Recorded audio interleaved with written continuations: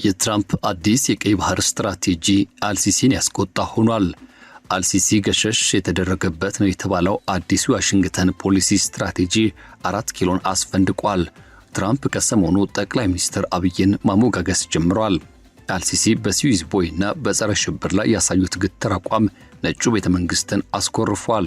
አብይ በአዲሱ የስልጣን ዘመናቸው ከነጩ ቤት ናልኝ ከቤቴ እየተባሉ ይገኛሉ። ይህን ጉዳይ በስፋት እንቃኛለን። የቀይ ባህር ቀጠና የዓለም አቀፍ ሀያላን መንግስታት ጂኦፖለቲካዊ እንቅስቃሴ መፋለሚያ ከሆነ ሰነባብቷል። የየመኑ ሁቲ አማጽያን የሚያደርሱት የባህር ላይ ትንኮሳ እንዲሁም የኢራን ስትራቴጂካዊ መመሪያዎችና መጠቀሚያዎች የባብ ኤልመንደብን የባህር ወሽመጥ ልክ እንደ ሆርሙዝ የባህር ወሽመጥ ለመቀየር እየዛቱ ባሉበት በዚህ ወሳኝ ምዕራፍ ላይ በፕሬዝዳንት ዶናልድ ትራምፕ የሚመራው የአሜሪካ መንግስት እጅግ ከባድና ግልጽ የሆነ ስትራቴጂካዊ ምርጫ ከፊቱ ተደቅኖበታል። ይህ ምርጫ እንደ ግብፁ ፕሬዝዳንት አብዱል ፈታህ አልሲሲ ባሉ ከቆዩ ወዳጆች ጋር ያለውን ቅርበት አጠናክሮ መቀጠል ወይም ደግሞ በምትኩ የአካባቢውን መረጋጋት በዘላቂነት ለማስጠበቅ እንደማይቀር ወሳኝ ምሰሶ ሆና እየወጣች ወዳለችው ኢትዮጵያ ፊቱን ማዞር፣ በቢሊዮን የሚቆጠር የዓለም አቀፍ ንግድ ልውውጥ፣ የኃይል አቅርቦት ፍሰቶችና የጸረ ሽብርተኝነት አስገዳጅ የተባሉ ተግባራት እርስ በርሳቸው የሚጋጩበትና በዓለማችን ላይ እጅግ ወሳኝ ከሆኑት የባህር ማነቆች አንዱ በሆነው ቀጠና ውስጥም ሊከሰት የሚችል እጅግ ግዙፍና መሰረታዊ የህብረት አሰላለፍ መልሶ ማደራጀት ሂደት ነው። ከፍተኛ ተመራማሪ ሆኑት ማሃጃር ባርዱቺ በቅርቡ ያደረጉት ትንተና የጉዳዩን አጣዳፊነትና ክብደት በግልጽ ያስቀምጠዋል። እንደሳቸው ገለጻ ከሆነ ኢትዮጵያ በአፍሪካ ቀንድ ቀጠና ውስጥ ወሳኝ ሆና ተገኝታለች። ዋሽንግተን እጅግ አስፈላጊ ከመሆኗ ባለፈ በአጋርነት መቆማ ጠቀሜታው የጎላ ነው። የእሷ መልክዓ ምድራዊ ግዝፈት፣ የስነ ህዝብ ወይም የዲሞግራፊ ብዛትና ጥንካሬ፣ ከዚህ ባሻገር የጦር ኃይል ጡንቻዋ በጽንፈኛው ኢስላማዊ መስፋፋትና በኢራን ያልተገባ ጣልቃ ገብነት ላይ እንደ ጠንካራ መከላከያ ግንብ እንድትቆም ያደርጋታል ይላሉ። ከጉዳዩ ጀርባ ያሉት ቁጥሮችና እውነታዎችም እጅግ አስገራሚ ብሎም አስደንጋጭ ናቸው። የባብ ኤልመንደብ የባህር ወሽመጥ በአጠቃላይ ከዓለም አቀፍ የባህር ላይ ንግድ ፍሰት ውስጥም ወደ 10 ከመቶና እስከ 12 በመቶ የሚሆን ድርሻ የሚያስተናግድ እንደመሆኑ መጠን ከፍተኛ የነዳጅ ማጓጓዣ ጭነቶችንም ያስተላልፋል። ይህ ጭነትም ቀላል የሚባል እንዳይደለ ለመገመት አያዳግትም። ይህ ብቻ አይደለም። እንደ አውሮፓውያን የዘመን ቀመር ከ2023 ጀምሮ በሁቲ አማጽያን የተሰነዘሩ ጥቃቶችም የንግድ መርከቦች መንገዳቸውን እንዲቀይሩ አስገድደዋል። ይህም የትራንስፖርት ወጪና የኢንሹራንስ ክፍያዎችን በከፍተኛ ደረጃ እንዲንሩ ምክንያት ሆኗል። በሆርሙዝ ባህር ወሽመጥ ላይ ያለው ይህ ውጥረትም ቀውሱን ይበልጥ እያወሳሰበ መጣበት በዚህ ሰዓት ላይ ይህን የደቡብ መግቢያ በር ደህንነቱን ማስጠበቅ ለምዕራባውያን ጥቅሞች፣ ለእስራኤል ደህንነት እንዲሁም ለአጠቃላይ የዓለም ንግድ ፍሰት የማይደራደሩበትና ግዴታ የሆነ ተግባር ሆኗል። ኢትዮጵያ የኤርትራ መገንጠል ተከትሎ የባህር በር አልባ ሀገር ብትሆንም በአሁኑ ወቅት ግን በዚህ ቀውስ ማዕበልና የምትገኝ ሀገር ናት። በአፍሪካ ቀንድ ቀጠና ላይ ወደር የሌለው ተጽዕኖም እያሳደረች መገኘቷ የማይካድ እውነታ ነው። ኢትዮጵያ እንዲሁ በተራው ስሌት ላይ የሚታይ ተራ የአካባቢ ተዋናይ አይደለችም።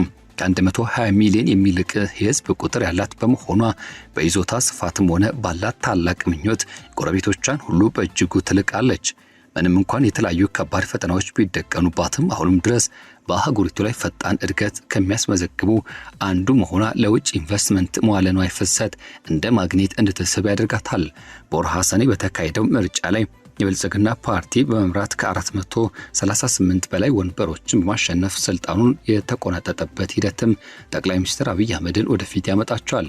እርሳቸው ወደ ባህር በር ለመድረስ የሚያደርጉት ጥረትን እያፋጠኑ ባሉበት በዚህ ጊዜ የምርጫው ማሸነፍ ወሳኝ ሆኖ መቀመጡ አይቀሬ ነው። ላለፉት 3 አስርት ዓመታት የኢትዮጵያ መከላከያ ኃይሎች በሶማሊያ ምድር ውስጥም ከታዋቂው የአልቃይዳ ክንፍ ከሆነው የአልሸባብ ሽብር ቡድን ጋር በጽናት ሲዋጉ ቆይተዋል። የሽብር ቡድን ይበልጥ እንዲስፋፋ ብሎም ደግሞ በሪፖርቶች መሰረት በኢራን ከሚደገፉት የአማጽያን ጋር ሊፈጠር የሚችለውን ስትራቴጂካዊ ትስስርና ሰንሰለት ቀድሞ ለመስበር የቻለችው ሀገር ኢትዮጵያ ናት። ይህ ያለመስፋፋት እገታውና ብሎም ደግሞ እንቅስቃሴው ለመስተጓጎሉ ወሳኝ የሆነችው ኢትዮጵያ ለቀጠናው አስፈላጊነቷ ለክርክር የማይቀርብ ነው። በደቡብ ሱዳን ውስጥም ቢሆን የኢትዮጵያ ሰላም አስከባሪ ኃይሎች በዚሁ ሂደት ውስጥ ከፍተኛ ሚና አላቸው። በዚያም የምትወጣውን አገራዊ ሚናና እንዲሁም ከፍተኛ የሰው ኃይል ቁሳዊ ሀብትን አፍስሳለች። ይህም በብዙ መልኩ እንድትመረጥ ያደርጋታል። ከሁሉ በላቀ መልኩ ኢትዮጵያ ከግብጽ ተነስቶ በሱዳን በኩል በማለፍ ወደ ሰፊው አፍሪካ ቀንድ ቀይ ባህር ለመዝለቅ የሚሞክረውን የሙስሊም ወንድማማቾች ድብቅ ተጽዕኖ ፍሰትን እንደ ጠንካራ መከላከያ አጥር በመሆን ትመክታለች። በሱዳን ውስጥ በአሁኑ ወቅት ላይ የተካሄደ ያለው የእርስ በርስ ጦርነት ጉዳዩን ይበልጥ ፈጣንና ተቀጣጣይ ያደርገዋል። በተለያዩ የወጡ ሪፖርቶች መሰረት አብደልፈታህ አልቡርሃን የሚመራው የሱዳን ጦር ኃይል በግብጽ ሙሉ ድጋፍ የተደረገለት ሲሆን ከኢራን ዘመናዊ ድሮኖችና ወታደራዊ ትጥቆችን ተቀብሏል። በአፍሪካ ቀንድ ላይ ትኩረቱን አድርገው በሚሰሩ የምርምር ተቋማት ላይ ይፋ እንደተደረገው ከሆነ በፖርት ሱዳን በሱአኪንና በኤርትራ በኩል አልፎም ወደ የመን በመግባትም ለሁቲ አማጽያን መሳሪያዎችን የሚያስተላልፉና የሚያሸጋግሩ ድብቅ መረቦች ተጋልጠዋል። ይህ ሁኔታ በቀይ ባህር ሁለቱ ዳርቻዎች ላይ የሚዘረጋ አደገኛ የሆነ የኢራን ጥላ ያጠላ ሲሆን ኢትዮጵያ በዚህ አደገኛ ሁኔታ ውስጥም በቀጥታ በኢላማ ብትገኝም ይህን ሰንሰለት ሙሉ በሙሉ ለመበጣጠስና ለማደናቀፍ ግን ወደር የሌለው ምቹ አቀማመጥ ላይ ትገኛለች። ለብዙ ዓመታት ግብጽ ለምዕራባውያን ኃይላትም በቀይ ባህር ቀጠና ውስጥም እንደ ዋና አጋር ሆና ስታገለግል ሰንብታለች። ይሁን እንጂ የአሁኑ የካይሮ አቋምና አካሄድ በዋሽንግተን በኢየሩሳሌም እንዲሁም በአውሮፓ ከፍተኛ ሁኔታ እየጨመረ የመጣው ጥርጣሬ እያስነሳት ይገኛል። የካይሮ በአባይ ወንዝ ላይ ብቻ ያተኮረው የውጭ ፖሊሲ በሱዳን እርስ በርስ ጦርነት ውስጥ ለሱዳን ጦር ኃይል የምታደርገው ጥልቅና ወገንተኛ ድጋፍ ከዚህ ባሻገር ከኤርትራ ጋር የፈጠረችው ውስብስብ ጥምረትና ወደ ሶማሊያ የምታደርገው ተደራሽነት ከጊዜ ወደ ጊዜ ይበልጥ ጥቅምን ብቻ ያማከለና ከአጠቃላይ ቀጠናዊ መረጋጋት ግቦች ጋር የሚጋጭ መስሎ እየታየ መጥቷል። የታላቁ የኢትዮጵያ ህዳሴ ግድብ አሁን ድረስ የውጥረቱ ዋነኛ መጫሪያ ነጥብ ሆኖ ቀጥሏል። ኢትዮጵያ ይህን ግድብ ያለምንም የውጭ ሀገር ብድር ሙሉ በሙሉ በሀገር ውስጥ የህዝብና የመንግስት የገንዘብ አቅም የተደገፈ ታላቅ ድል አድርጋ ትመለከታለች። በአንጻሩ ግብጽ ይህን ግድብ ለህልውና መሰረት በሆነው በአባይ ወንዝ ውሃ ፍሰት ላይ የተደቀነ የህልውና አድርጋ ትመለከታለች። ፕሬዚዳንት ትራምፕ ጉዳይ ውስጥ ጣልቃ መግባት ሁለቱን መሪዎች ጠንካራ መሪዎች እንደሆኑ በማሞገስ የማስታረቅ ሚና ለማበርከት ቢሞክሩም እስካሁን በነበሩትና የቆሙት ድርድሮች ላይ ግን ያላቸውን መበሳጨትና ቅሬታ በአንድም ይሁን በተዘዋዋሪ መልኩ አሳይተዋል። ጠቅላይ ሚኒስትር አብይ አህመድ አሜሪካ ለህዳሴው ግድብ የገንዘብ ድጋፍ ታደርጋለች የሚሉትን የተሳሳቱ ትረካዎች በጽኑ ውድቅ በማድረግና የኢትዮጵያን ተፈጥሯዊ መብቶች በግልጽ በማስከበር ጠንካራ ምላሽ ሰጥተዋል። ግብጽ ኢትዮጵያ ከ2016 ከሶማሊላንድ ጋር የተፈራረመችው የመግባቢያ ሰነድን ተከትሎ የሰጠችው ምላሽ ጠበኛ ነበር። ይህ ታሪካዊ ስምምነት ለኢትዮጵያ እጅግ የምትፈልገውና የምትመኘውን የባህር በር ተደራሽነት የሚሰጥ ሲሆን በምላሹ ሰላማዊና የተረጋጋ የባህር ዳርቻ አካላት ሶማሊላንድ ጋር ጠንካራ ምጣኔ ሀብትና ዲፕሎማሲያዊ ትስስርን የሚፈጠር ነው። ይህ ስምምነት በካይሮ መሪነት በአረብ ሊግ በኩል ከፍተኛ ተቃውሞ እንዲቀሰቀስ ምክንያት ከመሆኑ ባሻገር ከኤርትራና ከሶማሊያ ጋር የሶስትዮሽ ጥምረት እንዲፈጠር መንገዱን ከፍቷል። ምንም እንኳን ኢትዮጵያ፣ ሶማሊያና እንዲሁም አንካራ መግለጫቸው እያንዳንዱ ጥረቶችን በከፊል ለማርገብ ቢደረግም እንዲሁም ከጀርባው ባለው በቀይ ባህር ላይ ተጽዕኖ የማሳደር ከፍተኛ ፉክክር ግን አሁንም እንደቀጠለ ይገኛል። ግብጽ በጅቡቲ ታጁራና በኤርትራ አሰብ ወደቦች ላይ አይኗን የጣለች ሲሆን አዲስ አበባ ደግሞ ታማኝና አስተማማኝ የባህር በር በምትፈልግበት ወሳኝ ሰዓት ላይ ከሶማሊያ ጋር ያላትን ግንኙነት ይበልጥ እያጠናከረች ትገኛለች። እነዚህ ሁሉ ስልታዊ እንቅስቃሴዎች የሚከናወኑት ግብጽ ራሷን በውስጥ ገጽታዋ የሙስሊም ወንድማማቾች ጽንፈኛ ቡድን የምትዋጋ አድርጋ ከምታቀርብበት ሁኔታና በአንጻሩ በተግባር በምታሳየው ቀጠናዊ ውስብስብ አካሄድ መካከል ያለው ሰፊ ልዩነት ውስጥ ነው። በአሁኑ ወቅት ላይ በአሜሪካና በግብጽ መካከል ያለው ግንኙነት አሁንም ጠንካራ ሆኖ ቀጥሏል። ትራምፕና አልሲሲ በተለያዩ ከፍተኛ የዓለም መሪዎች ጉባኤ ላይ የተገናኙ ሲሆን በጋዛ ግጭት የማስታረቅ ሂደት ላይ ያላቸውን ጥምረት አረጋግጠዋል። ከዚህ ባሻገር ደግሞ በስዊዝ ቦይ ላይ የተፈጠሩ ግጭቶችና አለመግባባቶችን በጋራ ለመፍታት ሞክረዋል። ነገር ግን በአባይ ወንዝ ጉዳዮች፣ በቀይ ባህር የአስተላለፍ ምርጫዎችና ጥቅምን ብቻ በማከለ የአጭር ጊዜ ስሌቶች ዙሪያ መካከላቸው ያለው መቃቃርና ውጥረት በግልጽ የሚታይ ነው።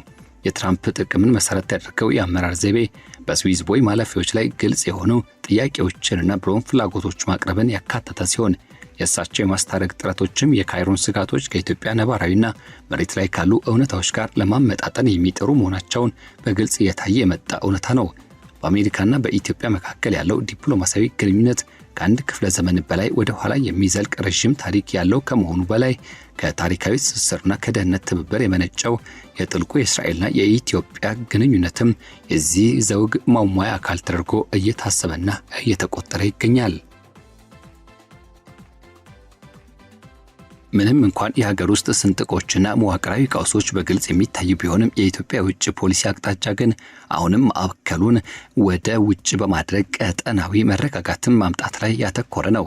ኢትዮጵያ አስተማማኝና ዘላቂ የሆነ የባህር በር ተደራሽነት ለማግኘት ያላት ፍላጎት መዋቅራዊና መሰረታዊ የህልውና ጥያቄ እንጂ እንዲህ በቀላሉ የምትተወው ወይም የምትመርጠው ተራ ጉዳይ አይደለም። በአንጻራዊነት የተረጋጋና ምቹ የሆነ የኤደን ባህር ወሽመጥ የባህር ዳርቻ ያላት ሶማሊላንድ በዚህ ረገድ ለኢትዮጵያ እጅግ ተግባራዊና አመች ሀገር ሆና ቀርባለች። የተፈረመው የመግባቢያ ሰነድም በስምነቱ ደጋፊዎች ዘንድ እንደ ትልቅ ቀጠናዊ መረጋጋት ኃይል ተደርጎም ይወሰዳል። ይህ ስምነት የሁቲ አማጽያን የባህር ላይ ትንኮሳ ለመከላከል በሚያደርጉት ዓለም አቀፍ ጥረት ውስጥም የራሱን ከፍተኛ እሴትን ይጨምራል። በዚህ ሁሉ ሂደት ውስጥ ታዲያ የኢራን ድብቅ እጅግና እንዲሁም የረቀቀ ሚና የቀጠናውን ክብደት በእጅጉ ከፍ ያደርገዋል። ቴህራን ከሱዳን ጦር ኃይል ጋር ያላትን ግንኙነትና ተሳትፎ በከፍተኛ ደረጃ እያስፋፋች ሲሆን ከኤርትራ ጋር ያላትን የቆየ ግንኙነት ለየመኑ ሁቲ አማጽያን ጦር መሳሪያዎችና የሎጂስቲክስ ቁሳቁሶችን ማሻገሪያ መስመር አድርጋ ተጠቀምበታለች። የሆርሙዝና ባብ ኤል መንደብ ባህር ወሽመጥ ስጋቶችን እንዲሁም አደጋዎች እርስ በርሳቸው በሚደራረቡትና በሚገናኙበት በአሁኑ የዓለም ፖለቲካዊ ሁኔታ ውስጥም እነዚህ አደገኛ የሽብርና የኮንትሮባንድ መረቦች ለመጣጠስ የአልሸባብን የሽብር ቡድን እንቅስቃሴ ለመግታት ዓለም አቀፍ የባህር መስመሮች ክፍተትና አስተማማኝ ሆነው እንዲቀጥሉ ለማድረግ ከፍተኛ የተባለ ኃይል የዳበረችው ኢትዮጵያ አጋርነት ለምዕራባውያኑ ፈጽሞ የማይተካና የግድ አስፈላጊ እየሆነ መጥቷል። ታዲያ ሰሞኑን በፕሬዝዳንት ዶናልድ ትራምፕ አስተዳደር በኩል የሚታዩ አዳዲስ ስትራቴጂካዊ ምልክቶች በአዲስ አበባ የተካሄዱ ከፍተኛ ባለስልጣናት ስብሰባዎችና ጠቅላይ ሚኒስትር አብይ አህመድን እንደ አንድ ጠንካራ መሪ አድርገው የሚያወድሱት የትራምፕ ንግግሮች ዋሽንግተን በቀጠናው ላይ የፖሊሲ ማስተካከያና የአስተላለፍ ለውጥ ያደረገች ስለመሆኑ ሰፊ ግምቶችን እያነሱ ይገኛሉ። ምንም እንኳን አሜሪካ ካይሮ ሙሉ በሙሉ የመተው ወይም ደግሞ የማግለል ዝንባሌን ባታሳይም በአባይ ወንዝ የውሃ ድርድር፣ በአፍሪካ ቀንድ ደህንነት ጥበቃና በአዳዲስ ኢኮኖሚያዊ እድሎች ዙሪያ ለኢትዮጵያ ሚናና ፍላጎት የምትሰጠው ከፍተኛ ትኩረት ግን ዋሽንግተን በግብጽ ላይ ብቻ ከመጠን በላይ የመደገፍ አዝማሚያ ለመቀነስና ስጋቶቿን ለማከፋፈል እየሰራች መሆኑን ያሳያል። የቀጠናው ወታደራዊ ገጽታ እጅግ አሳሳቢና አትኩሮትን የሚሻ ነው። የኢትዮጵያ መከላከያ ኃይል በአሁኑ ወቅት ላይ በአፍሪካ ቀንድ ቀጠና ውስጥም ግንባር ቀደም ግዙፍ የምድር ኃይልን ይወክላል። በተለይም በሶማሊያ ምድር ውስጥም የተሰማሩት የኢትዮጵያ ሰራዊት አባላት የሽብርተኝነት ስጋት መቀነስ ረገድ የነበራቸው ሚና እጅግ ወሳኝና ስኬታማ የነበረ ሲሆን፣ በአንጻሩ በትግራይና በኤርትራ መካከል እንደገና ሊያገራሽ የሚችለው ግጭት ወይም ከሱዳን የሚፈሰው የጦርነት ስደተኞችና የታጣቂ ፍሰት መላውን ቀጠና ሊያናጋውና ከፍተኛ አለመረጋጋት ውስጥ ሊጨምረው ይችላል። ይህ ደግሞ ለኢራን፣ ለተለያዩ ሽብር ቡድኖች ወይም ለሌሎች የዓለም ሀያላን ተፎካካሪ መንግስታትም ምቹ የሆነ ደህንነት ክፍተትን ይፈጥርላቸዋል። የየመኑ ሁቲ አማጽያን የባብ ኤል መንደብን የባህር ወሽመጥ ሙሉ በሙሉ ለመዝጋት በሚሰነዘሩት ቀጣይነት ያለው ዛቻ ከውጭ በሚገቡና ወደ ውጭ በሚላኩ ምርቶች ላይ በእጅጉ ጥገኝነት ያላቸውን የአፍሪካ ቀንድ ሀገራት ምጣኔ ሀብት ሙሉ በሙሉ ሊያወድሙ ይችላሉ። ቀድሞውኑ እጅግ አሳሳቢና ደካማ በሆነው በዚህ ቀጠና ውስጥም ያለው የምግብ ዋስትና በዚህ ምክንያት በአንዳንድ የአካባቢው ክፍሎች ሙሉ በሙሉ ሊፈርስና ወደ ሰብአዊ እንደውም የከፋ ተብሎ ሊገለጽ ወደሚችል ቀውስ ሊሻገር ይችላል። በመሆኑም የኢትዮጵያ ቀጠናው ላይ የምታበረክተው የማረጋጋት ሚና በሶማሊላንድ ወይም በጅቡቲ ስምነቶች በኩል ሊኖር የሚችለውን የባህር ኃይልና የደህንነት ትብብርን ጨምሮ በአሁኑ ሰዓት እጅግ ከፍተኛ ዋጋና ግምት የሚሰጠው ይሆናል። በተለይም በዚህ ቀጠና ላይ ያሉት የእስራኤል ወታደራዊና እንዲሁም ስልታዊ ጥቅሞች የጋራ ወታደራዊ ስልጣኖችን ጨምሮ የደህንነት ትስስሮችንና ከአሜሪካ ቀዳሚ ስልታዊ ቅድሚያ የሚሰጣቸው ጉዳዮች ጋር በቀጥታ ይገናኛሉ። የአሜሪካ ፖሊሲ ሰነዶችና ይፋዊ መግለጫዎች አደገኛ የሆኑ የውጭ ተዋናዮች በቀይ ባህርና በአፍሪካ ቀንድ ዘውግ ውስጥም ጠንካራ መሰረት እንዳይዙ ሲባል ቀድሞ መከላከል እጅግ አስፈላጊ መሆኑ በተደጋጋሚ ያሰምሩበታል። የኢትዮጵያ ረጅም ጊዜ ስትራቴጂካዊ አካሄድ ከዋሽንግተንና ከኢየሩሳሌም ጋር ዘላቂና የማይናወጥ አጋርነት መፍጠር ላይ ትኩረት አድርጓል። ከሌሎችም አካባቢ ሀገራት ተለዋዋጭና ጊዜያዊ የጥቅም አስተላለፍ ጋር በእጅጉ ተቃርበናልና እንዲሁም ደግሞ የተሳሰረ ነው።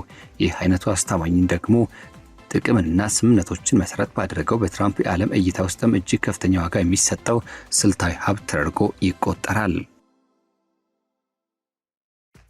ማንኛውም አይነት ትክክለኛና ሚዛናዊ ጂኦፖለቲካዊ ትንተና የኢትዮጵያን ውስብስብ ዘርፈ ብዙ የሀገር ውስጥ እውነታዎችን ሳያጋልጥ ማለፍ አይችልም።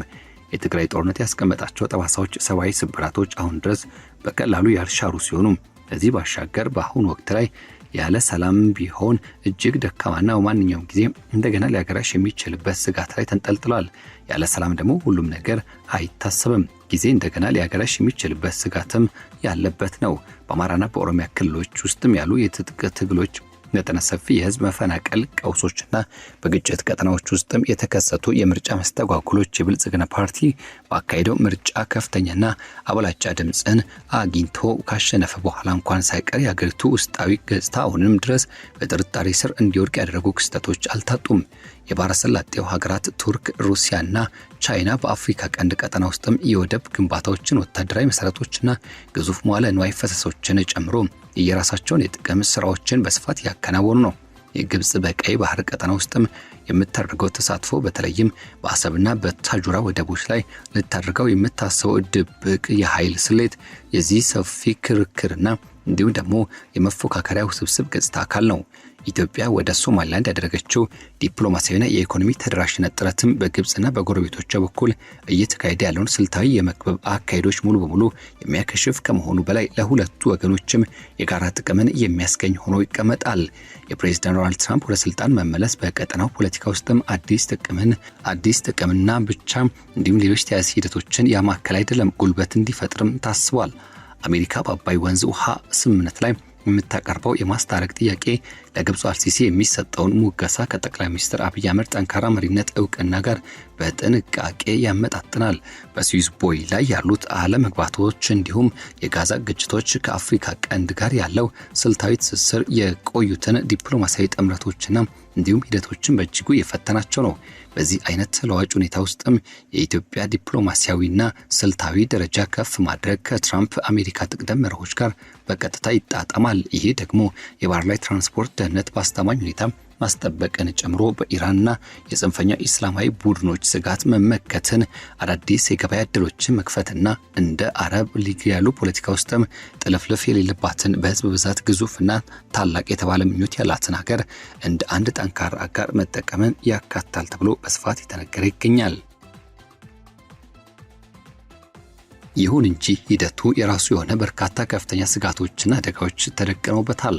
አሜሪካ ፊቷን ሙሉ በሙሉ ወደ ኢትዮጵያ ብቻ የምታዞር ከሆነም ለስዊዝ ቦይና እንዲሁም ደግሞ ለጋዛ ግጭት ማስታረቅ ሚና ለአጠቃላይ የአረብ ዓለም መረጋጋት እጅግ ወሳኝና አስፈላጊ የሆነችው ግብጽ ሙሉ በሙሉ ልታስቀይምና ልታረቅ ትችላለች። በሌላ በኩል ደግሞ የኢትዮጵያ ውስጣዊ አለመረጋጋትና ተለዋጭ ሀገር ውስጥ ፖለቲካ ዋሽንግተን የምታስቀምጠውን የረጅም ጊዜ ስልታዊ ውርርድ ይበልጥ ውስብስብ ያደርገዋል።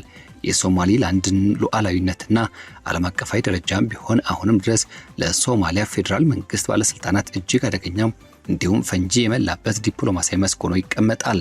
ያም ሆኖ ግን የሚሞር ከፍተኛ ምርምር ተቋም ትንተና እውነተኛ መልእክቶችን ያስተላልፋል።